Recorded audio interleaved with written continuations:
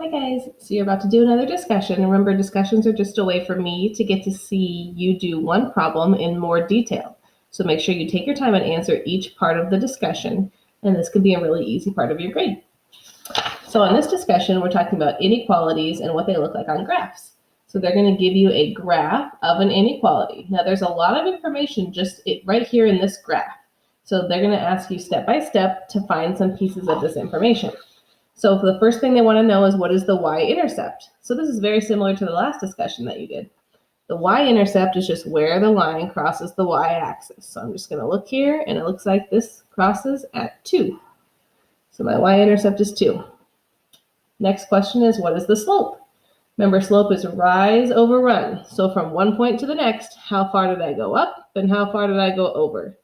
So it looks like in this problem, I went up 1, 2, 3. And over 1. I went up 3 and over 1. So my slope is 3 over 1, or you could just write that as 3. So for inequalities, this is where it's a little bit different than just regular equations. Inequalities have shading, and they have either a solid or dashed line. So first they're going to ask you about the shading. Is it shaded above the line or below the line? So this would be above the line. This would be below the line. So on this problem, it is shaded below the line. So below, and that would mean that this is going to be a less than or a less than or equal to. We don't know yet because we haven't looked at the shading, but we know it's going to be a less than. It's not going to be something greater than. Okay, and now the next problem asked, is the line solid or dashed?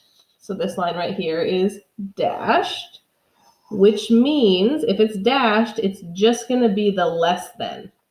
It's not going to be the less than or equal to anymore, because the or equal to part, that would have a solid line. So now that we know all of these parts, we can now actually write the full inequality. So we know it's going to follow this form, the y equals mx plus b, except it's not going to be an equals because we're doing inequalities, but it's still going to follow this form. So I have y. We decided it was going to be a less than. The slope was 3, so 3x, plus our y-intercept was 2. So that's my full inequality right there. So we went through these steps to figure out what the inequality would look like. And that's how you do this discussion.